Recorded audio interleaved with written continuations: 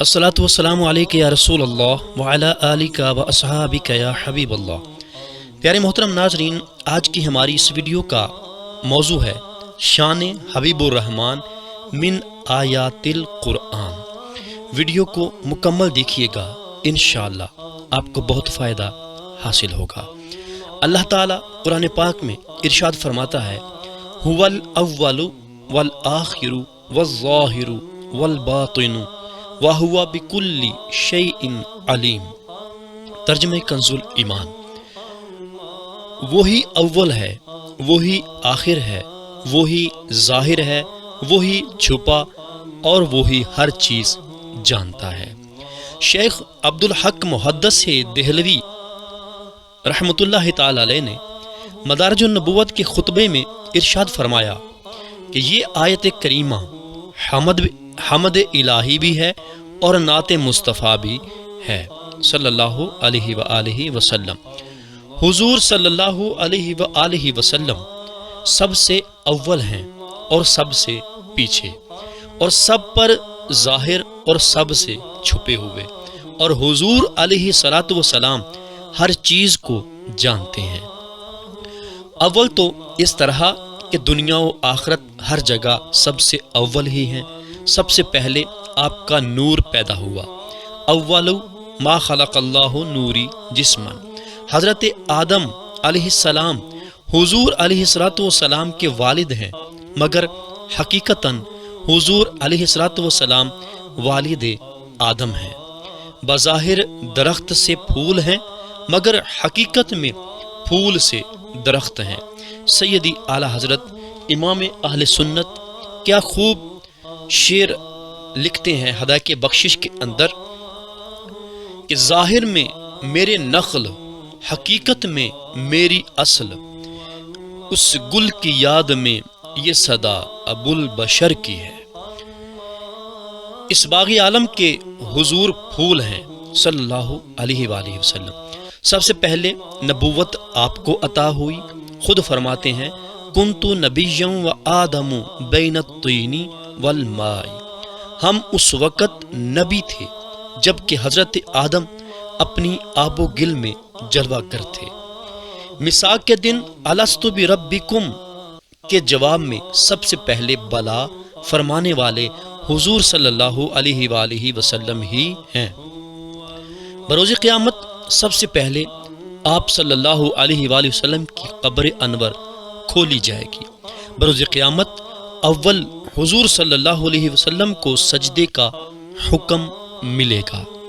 سب سے پہلے حضور صلی اللہ علیہ وآلہ وسلم شفاعت فرمائیں گے، اور شفاعت کا دروازہ حضور صلی اللہ علیہ وآلہ وسلم ہی کے دست اقدس پر کھلے گا۔ اول حضور صلی اللہ علیہ وآلہ وسلم ہی جنت کا دروازہ کھلوائیں گے۔ اول حضور صلی اللہ علیہ وآلہ وسلم ہی جنت میں تشریف فرما ہوں گے، بعد میں تمام انبیاء۔ اول حضور ہی کی امت جنت میں جائے گی، بعد میں باقی امتیں۔ غرض کے ہر جگہ اولیت کا صحرا انہی کے سر پر ہے۔ اول دن یعنی جمعہ حضور صلی اللہ علیہ وآلہ وسلم ہی کو دیا گیا۔ اس قدر اولیت کے باوجود پھر سرکار صلی اللہ علیہ وآلہ وسلم آخر بھی ہیں۔ سب سے آخر حضور صلی اللہ علیہ وآلہ وسلم کا ظہور ہوا۔ خاتم النبیین آپ ہی کا لقب ہوا۔ سب سے آخر حضور صلی اللہ علیہ وآلہ وسلم ہی کو کتاب ملی۔ سب سے آخر حضور صلی اللہ علیہ وآلہ وسلم ہی کا دین آیا، اور سب سے آخر دن یعنی قیامت تک حضور صلی اللہ علیہ وآلہ وسلم کا دین ہی باقی رکھا گیا۔ سیدی اعلیٰ حضرت کیا خوب فرماتے ہیں کہ کیا خبر کتنے تارے کھلے چھپ گئے، کیا خبر کتنے تارے کھلے چھپ گئے، پر نہ ڈوبے نہ ڈوبا ہمارا نبی۔ نماز اسرا میں تھا یہی سر، آیا ہوں معنائے اول و آخر، کہ دست بستہ ہیں پیچھے حاضر، جو سلطنت پہلے کر گئے تھے۔ اب رہا ظاہر و باطن، تو حضور علیہ الصلوۃ والسلام سب پر ظاہر ہیں اور ہمیشہ ظاہر، سب پر تو اس طرح ظاہر کہ ان کو مسلمان جانے، کافر پہچانے۔ حضور صلی اللہ علیہ وسلم کی معرفت کو بیٹے سے مثال دی، نہ کہ باپ سے۔ اس کی 3 وجہ ہیں۔ بیٹا اپنے باپ کو صرف لوگوں سے سن کر جانتا ہے بلا دلیل، مگر باپ اپنے بیٹے کو اپنے نکاح، قرار حمل، ولادت وغیرہ دلائل سے جانتا ہے۔ کفار بھی حضور کو دلائل سے پہچانتے تھے۔ کفار بھی حضور صلی اللہ علیہ وآلہ وسلم کی ولادت پاک سے پہلے ہی جانتے تھے اور ان کی آمد کی دعائیں مانگتے تھے۔ نیز بچہ دنیا میں آ کر فوراً نہیں پہچانتا بلکہ سمجھدار ہو کر، مگر باپ بیٹے کو اول سے ہی جانتا ہے۔ حضور علیہ الصلوۃ والسلام کو بچپن سے ہی سارا عالم جانتا تھا کہ پہاڑ سلام کرتے تھے، حجر خوشخبریاں دیتے تھے، درخت سایہ کے لیے جھکتے تھے، چاند باتیں کرتا تھا، کفار آپ کی نبوت کی گواہی دیتے تھے، جانور جانے اونٹ سجدہ کریں، جنگل کے ہرن امن مانگے، چاند و سورج جانے کہ چاند تو اشارہ پا کر 2 ٹکڑے ہو جائے اور سورج ڈوب کر لوٹ آئے۔ جانتے ہیں کہ اشارہ محبوب صلی اللہ علیہ وآلہ وسلم کا ہے۔ فرش والے جانے، عرش والے پہچانے۔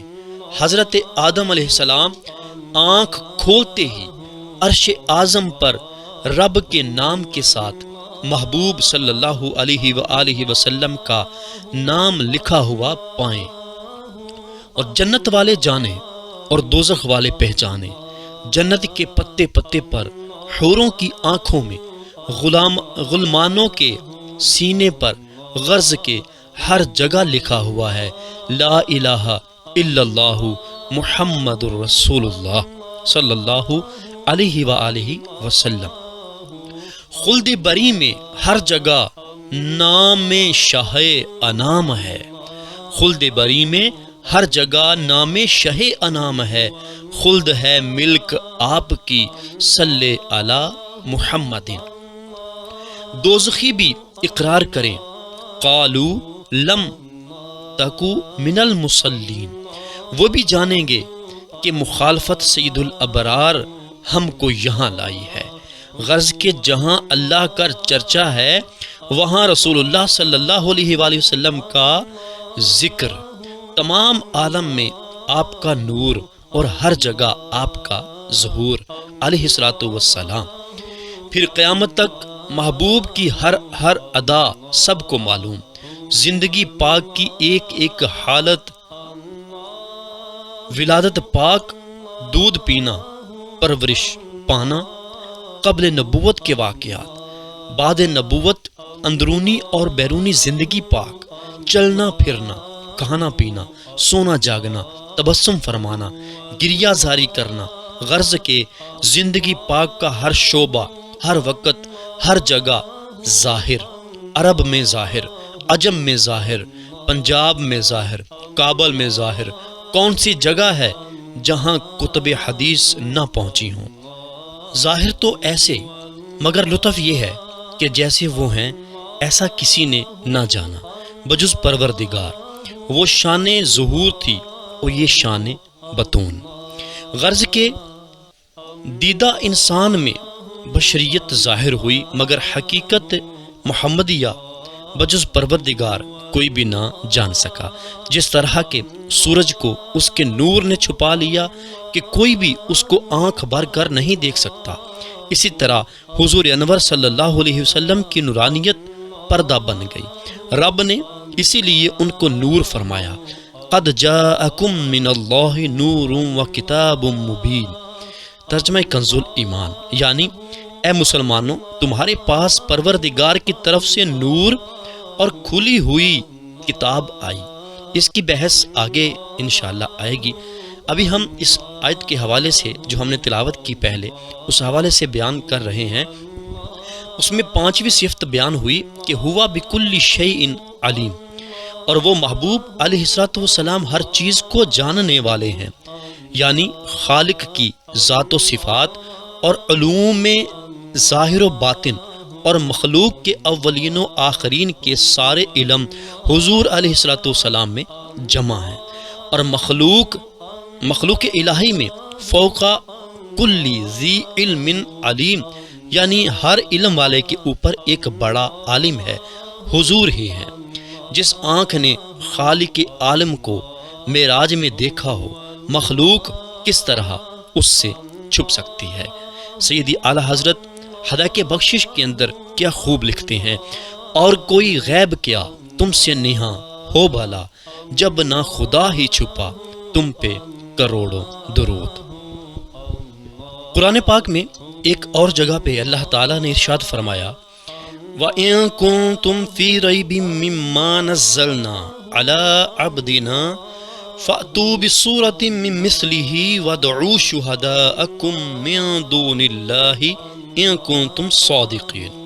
ترجمہ کنز الایمان، یعنی اور اگر تم کو کافرو کچھ شک ہو اس کتاب میں جو ہم نے اپنے بندہ خاص پر اتاری، تو تم اس طرح ایک صورت تو لے آؤ اور اللہ کے سوا اپنے سب مددگاروں کو بلا لو۔ کفار مکہ کہتے تھے کہ قرآن کریم حضور علیہ الصلوۃ والسلام اپنی طرف سے بنا کر سناتے ہیں۔ اس کا جواب اس آیت میں دیا گیا ہے کہ انسانی مصنوعات کی پہچان یہ ہے کہ دوسرا انسان اس طرح کی چیز بنا سکے، اور جو کسی انسان سے نہ بن سکے سمجھ لو کہ وہ خدائی مصنوع ہے۔ جگنو اور چیونٹی اگرچہ کمزور چیزیں ہیں، مگر کوئی بھی نہیں کہتا کہ وہ انسان کی بنائی ہوئی ہے، مگر ریل کا انجن اور بجلی اگرچہ بہت طاقتور ہیں، مگر سب جانتے ہیں کہ انسان کی بنائی ہوئی ہے۔ کیوں؟ اس لیے کہ آج صدہا کارخانے انجنوں اور بجلی بنانے کے ہیں، مگر چیونٹی اور جگنو بنانے کا کوئی بھی کارخانہ نہیں۔ اس طرح یہاں فرمایا گیا کہ اگر قرآن کریم انسان کی بنائی ہوئی چیز ہے تو تم بھی ایسا قرآن بنا لاؤ۔ بظاہر تو معلوم ہوتا ہے کہ یہ قرآن پاک کی تعریف ہو رہی ہے، مگر غور کرنے پر معلوم ہوتا ہے کہ اس میں قرآن کی بھی تعریف ہے اور صاحب قرآن کی بھی، کہ حضور اقدس صلی اللہ علیہ وآلہ وسلم مخلوق میں سے کسی کے شاگرد نہیں بلکہ استاد الکل ہو کر تشریف فرما ہوئے۔ پروردگار عالم ان کو سکھانے والا اور وہ سیکھنے والے، لکھے نہ پڑھے جناب والا، شاگرد رشید حق تعالی۔ قاعدہ ہے کہ بڑے استاذ کے شاگرد بھی بڑے ہی ہوتے ہیں۔ ایم اے کے ماسٹر کے پاس پڑھنا ہر ایک کا کام نہیں۔ جن کا سکھانے والا پڑھانے والا پروردگار ہے تو سیکھنے والے محبوب کیسے علم و حکمت والے ہوں گے۔ اسی لیے فرمایا گیا کہ سارے مددگاروں کو بلا لو، دنیا بھر کے عالموں کو جمع کر کے مقابلہ کرو، مگر نہ ہو سکے گا، کیونکہ سارے عالم مخلوق ہی سے پڑھ کر عالم بنے ہیں، مخلوق کے شاگرد ہیں۔ وہ اس ذات کا کس طرح مقابلہ کر سکتے ہیں جو خالق کا شاگرد ہو اور مخلوق کا معلم علیہ الصلاۃ والسلام۔ مفسرین نے اس آیت کے ایک معنی یہ بھی بیان کیے ہیں کہ مثلی ہی کی ضمیر حضور علیہ الصلاۃ والسلام کی طرف لوٹتی ہے، تو آیت کے معنی یہ ہوئے کہ ایک صورت ہی ایسی لے آؤ جو کہ محمد رسول اللہ صلی اللہ علیہ وآلہ وسلم جیسی ذات کے مبارک منہ سے نکلی ہو، یعنی اولن تو کوئی ایسی شان والا محبوب دنیا میں ڈھونڈو، پھر اس کے منہ سے ایسی آیت پڑھوا کر سنو۔ اب کلام کا مقصد یہ ہے کہ نہ ان جیسی شان کا آسمان کے نیچے کوئی ملے گا، نہ ایسا کلام سنا سکے گا، جس سے معلوم ہوا کہ حضور علیہ الصلوۃ والسلام بے مثل اور بے نظیر ہیں۔ حدیث پاک میں ارشاد ہوا، ایکم مثلی، تم میں مجھ جیسا کون ہے؟ دوسری جگہ ارشاد ہوا، वलाकिन्नी लस्तु का अहदिम मिनकुम, लेकिन हम तुम्हारी तरह नहीं। और अक्ल का भी तकाजा है कि हुजूर अलैहिस्सलाम की मिसल कोई नहीं हो सकता। हम सब मोमिन, हुजूर अलैहिस्सलाम ईमान, हम लोग सादिक वो सरापा सिदक। हमारी नींद वुजू तोड़ दे, उनकी नींद वुजू ना तोड़े। हम सब सुनकर जन्नत व दोज़ख, ज़ात व सिफ़ात पर ईमान लाए। हमारा ईमान सुना हुआ हुजूर अलैहिस्सलाम देख कर हम सब पर 5 नमाजें फ़र्ज, हुजूर पर 6, तहज्जुद भी। व मिनल लैली फतहज्जद बिही नाफिलतुल्लाह का, यानी रात में आप तहज्जुद पढ़िए, ये नमाज आपके लिए ज़्यादा है। सब के लिए इस्लाम के इरकान 5 और हुजूर अलैहिस्सलाम के लिए सिर्फ 4, यानी ज़कात फ़र्ज नहीं। हमको 4 बीवियाँ निकाह में रखना जायज़, मगर हुजूर जिस कदर चाहें हलाल। हमारा माल मीरास में तकसीम हो, हुजूर का ना हो। हमारी बीवियाँ हमारी मौत के बाद जिससे चाहें निकाह कर लें। हुजूर की अज़वाज पाक बाद वफ़ात किसी के निकाह में नहीं आ सकती। रब ताला फरमाता है वला तनकिहु अज़वाजुहु मिन बादिही अबदा। गर्ज़ के बेशुमार फ़र्क हैं, इबादात में भी और मुआमलात में भी। फिर किस तरह कहा जा सकता है कि हम हुजूर जैसे बशर हैं। अल्लाह ताला हमें कुरान पाक को सही मानों में समझने की तौफीक अता फरमाए, और जो कुछ हमने सुना इसको याद रखकर इस पर हमें अमल करने की तौफीक अता फरमाए। जी मोहतरम नाजरीन, उम्मीद है आज की ये वीडियो आपने मुकम्मल देखी होगी, बयान को मुकम्मल सुना होगा, आपको बहुत फ़ायदा हासिल हुआ होगा। अगर आप इस तरह की अच्छी वीडियोस देखना चाहते हैं तो हमारे इस चैनल फैज़ान हदीस टीवी को सब्सक्राइब कीजिए और साथ ही बेल नोटिफिकेशन को आल नोटिफिकेशन के ऊपर प्रेस कर दीजिए। आल नोटिफिकेशन पे प्रेस करने का फ़ायदा आपको ये होगा कि जब भी हम नई वीडियो चैनल पे अपलोड करेंगे वो वीडियो आप तक सबसे पहले पहुंच जाएगी।